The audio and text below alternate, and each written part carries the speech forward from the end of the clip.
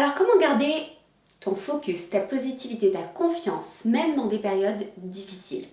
C'est ce que nous allons explorer ensemble dans cette vidéo où je te partage 3 règles d'or pour cultiver un mindset positif, même en période de doute et d'incertitude. Prêt? C'est parti!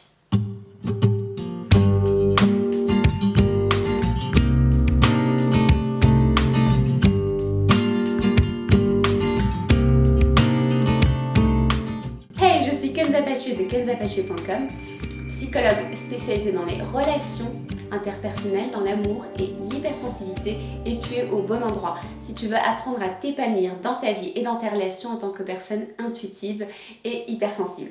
Alors, si c'est pas encore fait ou si c'est la première fois que tu regardes mes vidéos, pense à t'abonner à ma chaîne en cliquant sur le bouton qui est juste en dessous de la vidéo, et pense aussi à activer tes notifications, comme ça tu feras partie des toutes premières personnes à recevoir mes vidéos dès que je les publie.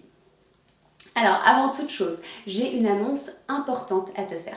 Si tu as regardé la série des 3 vidéos autour des schémas d'échecs amoureux, prends-toi maintenant un instant pour t'inscrire à un événement spécial que j'organise le vendredi 27 mars 2020, donc c'est cette semaine à 16h. J'organise une masterclass spéciale pour compléter la série des 3 vidéos autour des schémas amoureux. Donc tu peux la voir soit en direct ou en replay, mais il faut absolument que tu réserves ta place dans le formulaire juste en dessous. Alors revenons maintenant au mindset ou l'état d'esprit. Alors, comment on cultive un mindset positif? Alors tout d'abord, il y a 3 types de mindset. Il y a les personnes qui ont un mindset changeant. Ils sont parfois positifs, parfois négatifs, ils se plaignent, parfois ils sont optimistes. Bref, ça change comme avec le vent. Ensuite, il y a le mindset stable mais négatif. Ce sont les personnes qui se plaignent tout le temps, qui voient le côté négatif des choses en permanence. Ensuite, il y a le mindset stable et positif. Ce sont les personnes qui gardent leur cap malgré l'adversité. Alors, dans lequel de ces 3 types de mindset te retrouves-tu le plus souvent? Alors, je ne sais pas pour toi, mais pour moi, personnellement, même si j'ai une tendance plutôt optimiste, j'ai quand même tendance à être influencée par ce qui se passe autour de moi. Et du coup, par exemple, dans cette période, j'ai tendance à anticiper les événements. C'est un peu mon intuition introvertie qui est à l'œuvre. C'est ma fonction principale de mon type MBTI, qui est INFJ. Tu peux regarder ça un peu plus en détail dans ces vidéos qui apparaissent juste là normalement. Mais du coup, en fait, ce qui se passe, c'est que je peux me retrouver facilement dans une boucle infernale. Je cherche à faire des liens, recouper des informations, pour en faire un tout cohérent, comme si je cherchais les pièces du puzzle, en fait, pour pouvoir anticiper, pour pouvoir contrôler ce qui se passe et pour pouvoir justement m'apporter du réconfort dans les périodes d'incertitude. Mais sauf qu'en fait, j'utilise mon intuition introvertie à mauvais escient parce que dans ce cadre-là, ça ne sert absolument à rien, c'est du pur gâchis puisque je n'ai absolument aucun contrôle sur les événements ni sur ce qui se passe. Donc, en fait, si je n'y travaille pas, je sais qu'il y a une part de mon mindset, une part de mon état d'esprit qui fluctue en fonction des circonstances, des événements. Et au lieu que ça me fasse du bien, ça contribue simplement à nourrir mon anxiété. C'est quelque chose que je ne veux pas, c'est quelque chose que tu ne veux pas non plus. Parce que ces événements restent hors de contrôle. C'est pour ça que je dis toujours, mon challenge, c'est de clairement mettre mon focus au bon endroit. C'est-à-dire savoir me concentrer sur ces choses qui relèvent de ma responsabilité et sur lesquelles j'ai la main, et uniquement là-dessus. C'est ce qui fait vraiment une grosse différence. Et c'est sûrement aussi le plus gros challenge que j'ai à relever pour moi, je ne sais pas pour toi. Mais du coup, le challenge, c'est pas vraiment le focus, parce que oui, je sais me concentrer même intensément jusqu'à l'obsession dans la même direction. Le truc, c'est de choisir consciemment et avec discernement ce sur quoi je choisis de me concentrer. Donc c'est vraiment le focus au bon endroit.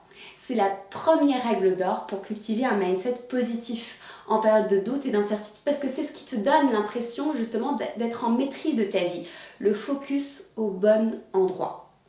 Alors, je parie que je suis clairement pas la seule à vivre ce challenge. Tu le vis peut-être aujourd'hui. Alors du coup, la question c'est comment choisir où tu mets ton focus. Alors, ton focus, c'est la direction, c'est l'orientation que tu donnes à tes pensées.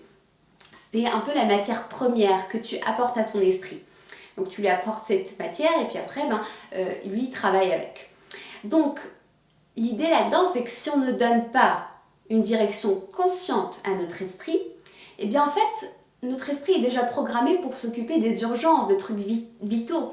Donc il va prioriser les éléments qui sont à la base de la pyramide de Maslow. Donc ça veut dire les questions de survie. Ça va être les premières choses qui vont peser sur la balance.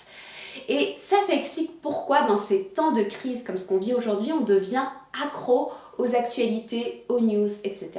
Donc choisir ton focus, c'est diriger ton esprit consciemment vers une priorité que tu choisis. Fais-le avant que ton cerveau ne le fasse à ta place. Donc un état d'esprit positif, ça ne veut pas dire minimiser, faire l'autruche ou ignorer les problèmes. Un mindset positif, ça consiste à regarder tes peurs en face, à prendre note de la réalité, des difficultés potentielles, mais finalement à te concentrer délibérément sur les pistes d'action et les solutions qui te sont accessibles ici et maintenant. Alors, voici par exemple mes astuces que j'utilise moi-même en fait pour garder mon focus au bon endroit. J'essaye de limiter mes expositions aux news autant que possible. Je choisis avec soin mes lectures, les thématiques, les vidéos, les audios, tout ce que je consomme en fait, je le choisis vraiment délibérément. Je garde en tête une checklist de tous mes projets en cours et de leur progression dans un petit carnet. J'utilise autant que possible mon planeur, mon calendrier pour continuer à structurer mes journées, à continuer à me mettre en action. Et toi du coup, as-tu ton focus au bon endroit? Dis-le moi dans les commentaires.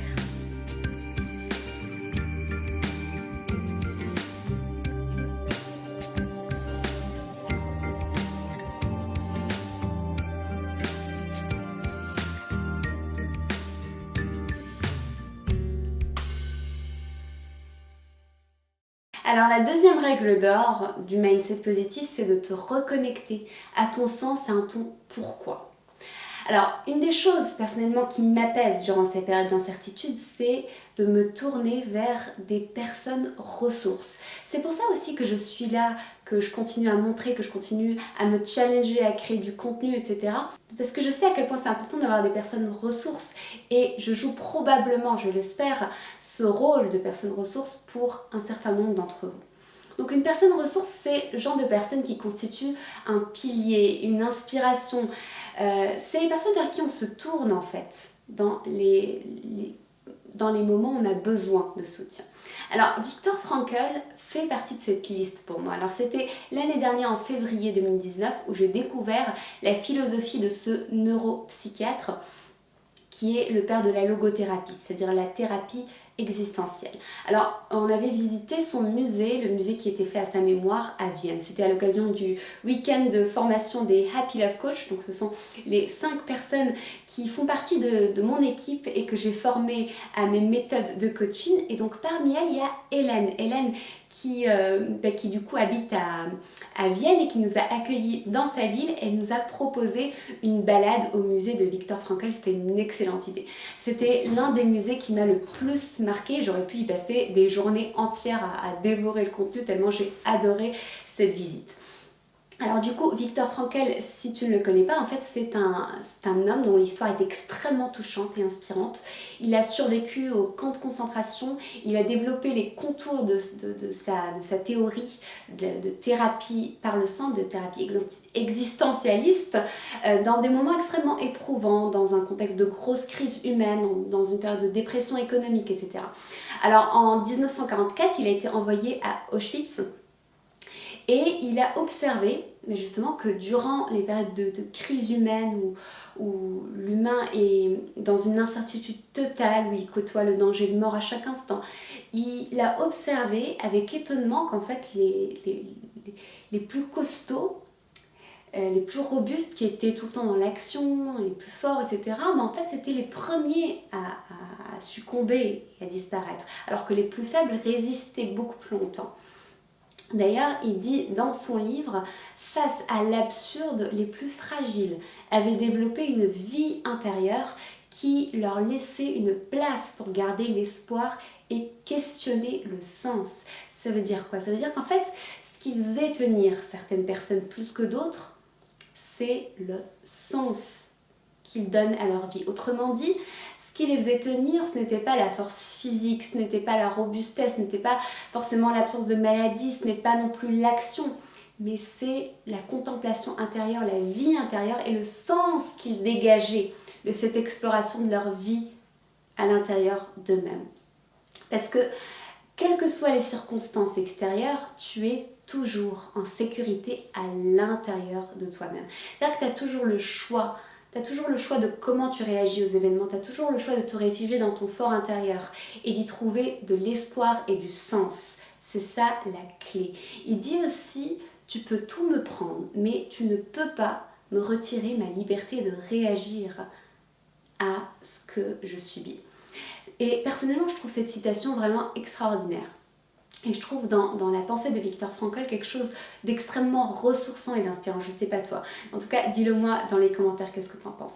En tout cas, ça rappelle justement que le centre est le sens est le centre de l'être.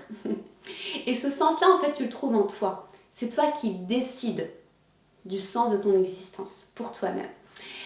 Viktor Frankl dit d'ailleurs, finalement, l'humain ne devrait pas se demander quel est le sens de sa vie, mais il devrait au contraire se rendre compte que c'est à lui que se pose cette question.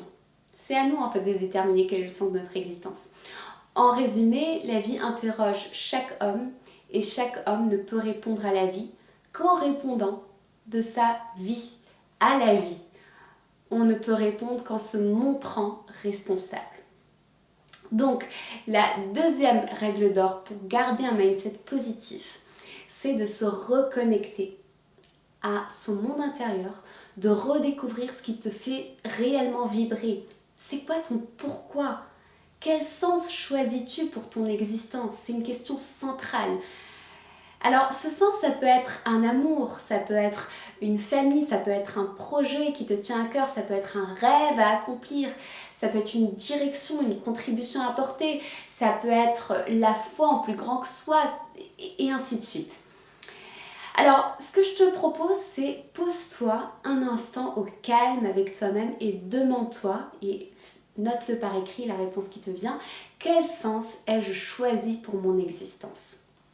Ton sens est forcément et intimement lié à ce que tu peux donner, à ta capacité à donner, à ce que tu choisis de donner de toi aux autres et à la vie. Donc, les questions à te poser, c'est qu'est-ce que tu as en toi que tu peux donner en abondance? Quelle est cette meilleure version de toi qui peut aimer, montrer de la compassion, faire rire les gens, offrir ton art, tes écrits, ton talent, tes réflexions? Donc tout commence par qui tu es. Trouve qui tu es et donne-le en abondance. La troisième règle, c'est de te mettre en action vers un but.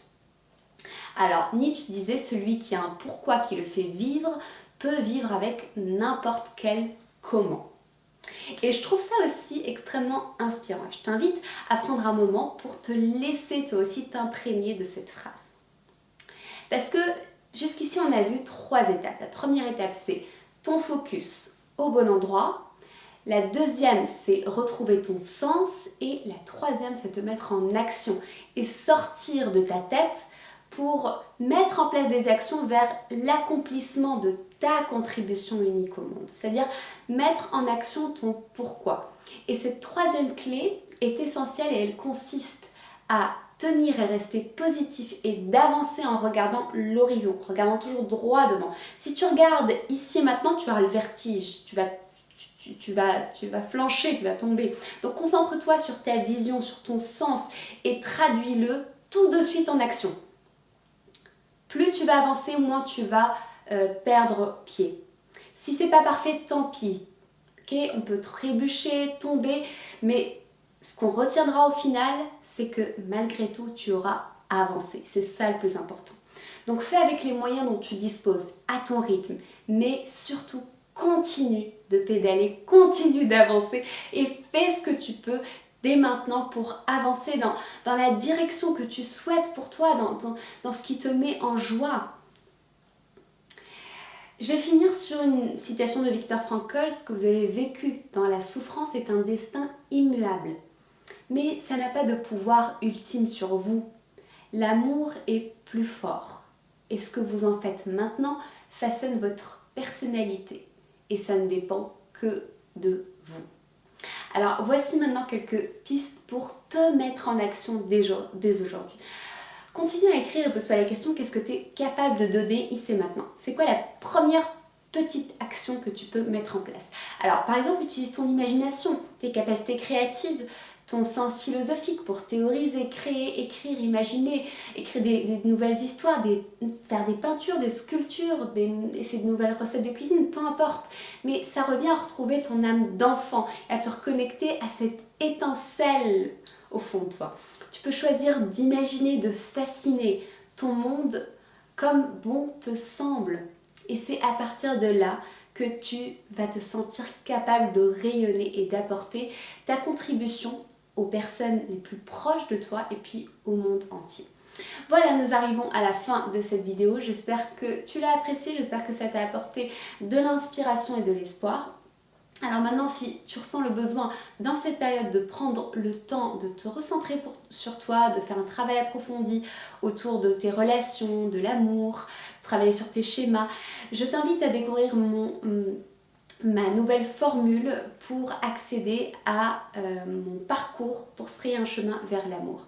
Donc c'est une école d'éducation sentimentale en ligne où nous avons des contacts réguliers, des appels, etc. Et le but c'est de t'aider à franchir les 6 phases pour vivre l'amour que tu veux. Alors pour découvrir de quoi il s'agit, je t'invite à participer à la première masterclass qui est une masterclass spéciale et offerte et qui aura lieu le vendredi à 16h, donc tu trouveras toutes les infos juste en dessous de la vidéo. Alors l'accès est gratuit, il suffit juste en fait de mettre tes coordonnées. Tu seras notifié, tu auras un lien qui te sera envoyé pour tes accès et si tu ne peux pas être présente, tu auras le replay. Voilà, c'était tout pour aujourd'hui. Laisse-moi un commentaire pour me dire comment ça résonne pour toi. Et en attendant la prochaine vidéo, n'oublie pas, cultive ta différence car elle est ta force et ta puissance.